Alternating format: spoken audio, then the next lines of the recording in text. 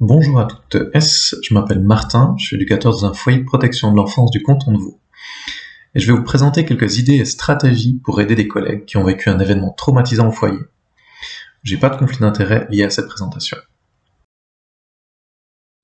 Cette présentation contient du contenu qui peut raviver des traumatismes, donc choisissez le bon moment pour vous, allez-y au rythme qui vous convient, n'hésitez pas à mettre sur pause pour sortir prendre l'air, utiliser une de vos stratégies pour vous apaiser, ou juste quitter la vidéo sans revenir. Si ça devait tout de même être trop difficile, vous pouvez contacter une ligne d'aide téléphonique pour recevoir du soutien. En Suisse, vous avez le numéro 143, encore ceux des centres La Vie. Et si vous êtes en Europe, vous trouverez des lignes d'aide au lien juste là.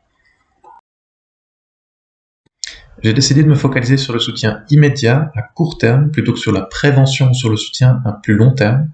Ça veut en aucun cas dire que ces deux points sont moins importants, c'est juste que tout traiter à la fois, ça m'a semblé faire beaucoup. J'offre tout de même quelques pistes de prévention à titre informatif à la fin de la vidéo.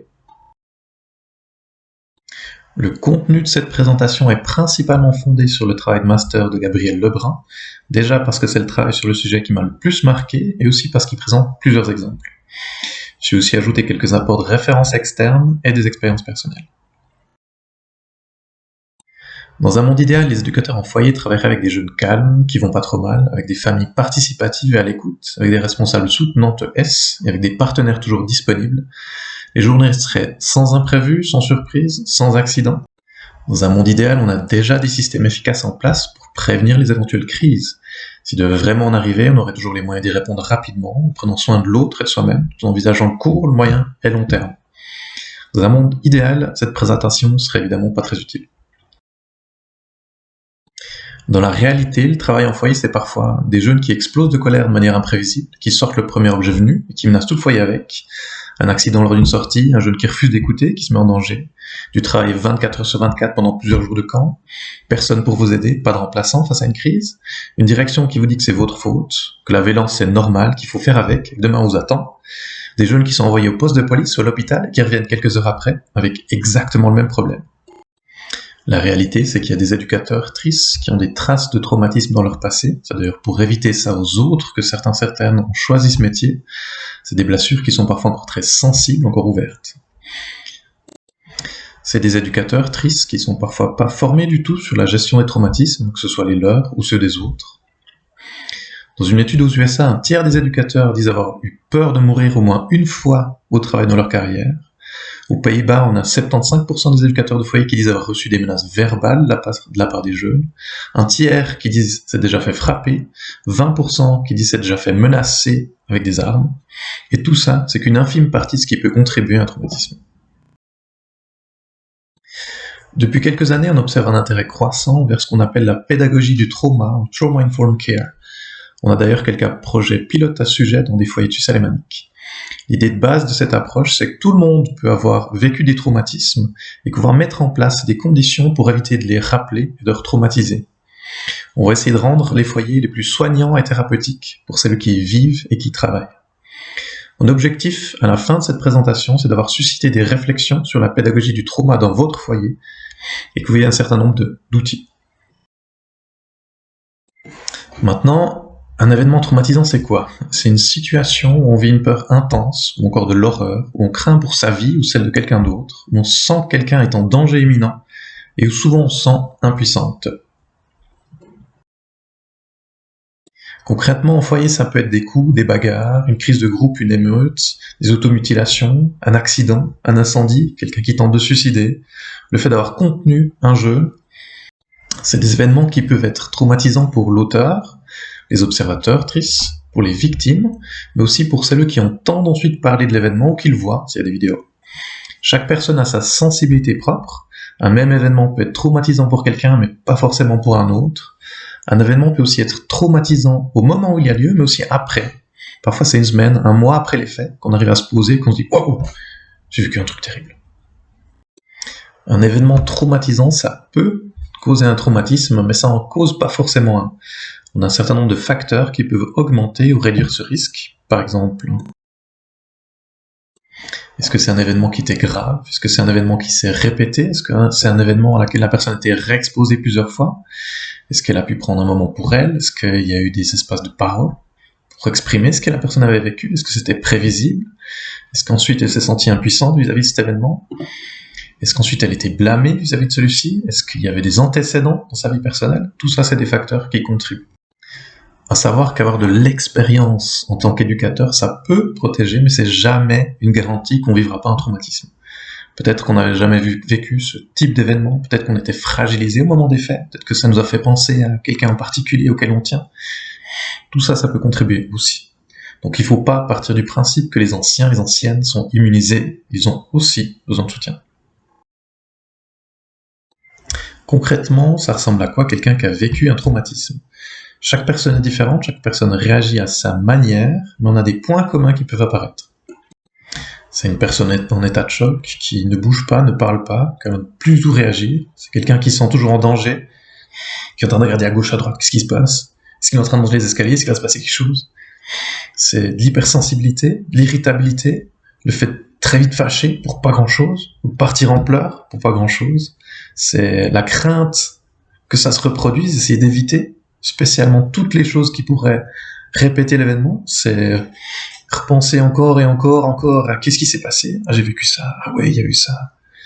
C'est difficulté au travail à réfléchir aux situations, à analyser ce qui se passe, parce qu'on est monopolisé par cette crainte, par ce danger. Ce sentiment d'être coupable, d'être responsable, d'être incompétent, d'avoir fait quelque chose de faux, qui va saper notre confiance en soi aussi. Si les facteurs protecteurs et le soutien ne sont pas suffisants, les risques au travail, c'est que les symptômes, les difficultés persistent. C'est développer un état de stress post-traumatique, c'est finir violent, d'avoir des actes qui sont inadéquats, commettre des erreurs, d'oublier des choses. C'est s'épuiser progressivement, perdre le sens qu'on peut trouver au travail, c'est épuiser ses collègues aussi, indirectement. C'est avoir du mal à dormir, avoir des idées dépressives, des idées suicidaires. Si vous suspectez ces cas de figure, il faut penser à réorienter le collègue vers des services spécialisés, comme un centre La Vie, un psychologue, la ligne 143, ou encore le médecin traitant. Ce qui ressort des études et des interviews, c'est qu'il n'est pas nécessaire d'être formé pour être aidante. Les victimes ont apprécié l'aide de leurs collègues peu ou pas formés. Mais une formation, ça aide à mieux déterminer quand est-ce qu'on réoriente vers un professionnel, ou est-ce qu'on place les limites de l'aide qu'on offre.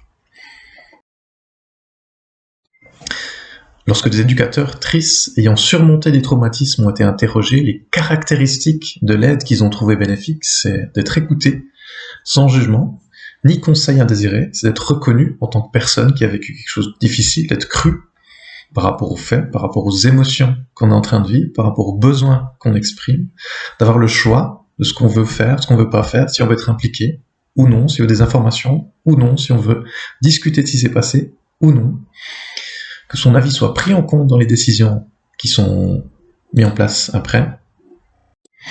C'est prendre en compte son avis, ses souhaits, ses besoins qu'elle a déjà exprimés, c'est essayer d'éviter qu'elle soit réexposée à ce qui l'a traumatisée, à ce qui peut la retraumatiser, faire en sorte que si elle souhaite s'y réexposer, ce soit progressif, contrôlé, sécure, offrir un soutien qui est flexible, au moment où elle en a besoin, où elle le demande, à la fréquence qu'elle souhaite. C'est transmettre le message que vivre des traumas, c'est pas quelque chose de normal, ça devrait pas être la norme, ça devrait pas être quelque chose qu'on accepte comme ça. C'est aller voir si elle a envie ou non d'avoir des informations sur ce qui s'est passé, est-ce qu'elle a envie ou non de prendre des décisions par rapport à l'événement. C'est être fiable vis-à-vis des engagements qu'on a pu avoir vis-à-vis d'elle, vis-à-vis de cette personne, mettre en place ce qu'on a dit qu'on mettrait en place, et rester honnête dans nos propos vis-à-vis d'elle. Et accessoirement, c'est aussi les caractéristiques d'une culture bienveillante et soutenante au sein du foyer. Immédiatement après l'événement, les deux besoins prioritaires sont en général le sentiment de sécurité et le soutien émotionnel, c'est-à-dire écouter et croire, ou accepter un silence, et offrir à la personne le droit de se reposer et de se décharger au plus tôt, en restant au travail ou non, selon ce qu'elle préfère. C'est aussi ne pas les laisser seuls, à moins qu'ils le souhaitent expressément. Concrètement, des exemples de phrases qui aident, c'est que t'es un bon éducateur, ça aurait pu arriver à n'importe qui, t'as fait de ton mieux, tu pouvais pas éviter ça. C'est pas ta faute. Ce que tu ressens est normal. De quoi t'as besoin? Comment est-ce qu'on peut faire pour que tu te sentes mieux? Concrètement, quelques attentions et gestes qui aident après avoir vécu un trauma, c'est de demander comment ça va, qu'est-ce qui va pas, et d'écouter. C'est de ne pas reparler de l'événement si la personne ne le veut pas. C'est de laisser des petits messages, des mots de soutien. C'est de proposer des activités pour changer les idées, proposer des choses qui lui font plaisir. C'est de l'accompagner chez elle ou à la maison, si elle le souhaite. C'est proposer de s'occuper de tâches qu'elle aurait dû faire sur son temps de travail. C'est respecter ce qu'elle demande ensuite. Il peut être utile de proposer à la personne de réfléchir aux stratégies qu'elle aurait pu mettre en place pour éviter que ça arrive, si c'était possible d'éviter ça. Mais c'est rarement la chose à dire dans l'immédiat, parce que le risque, c'est que la personne va culpabiliser, va dire « j'aurais pu faire quelque chose, je me suis planté ».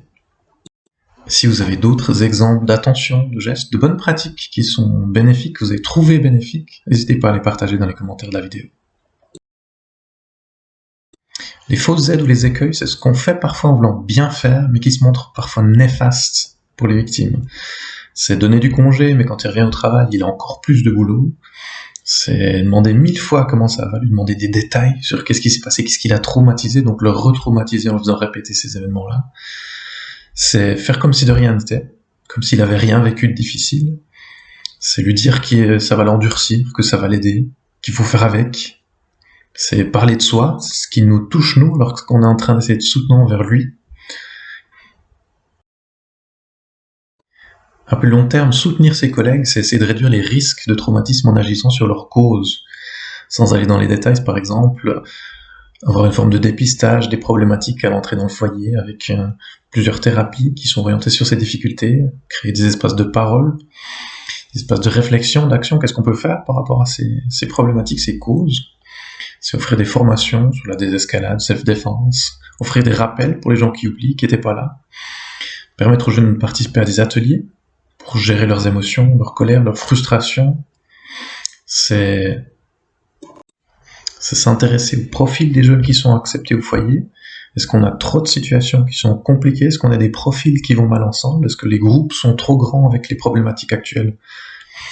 C'est s'intéresser aux spécialistes ou spécialiser les éducateurs qui sont présents sur place pour une problématique, pour certaines difficultés.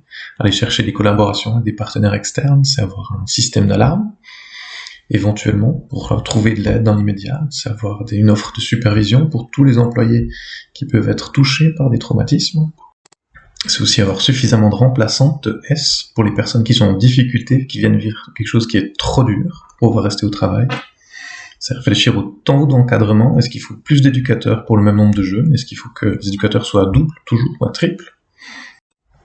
C'est aussi s'intéresser au concept du foyer. Comment est-ce qu'on soutient les personnes en difficulté, les personnes qui ont vécu des traumatismes? Est-ce qu'on est en train de blâmer, de banaliser, de normaliser? Est-ce qu'on a des limites dans le foyer qui disent ça c'est interdit, voilà ce qui va se passer dans cette situation? Est-ce qu'on met en place concrètement ces pratiques, ces limites?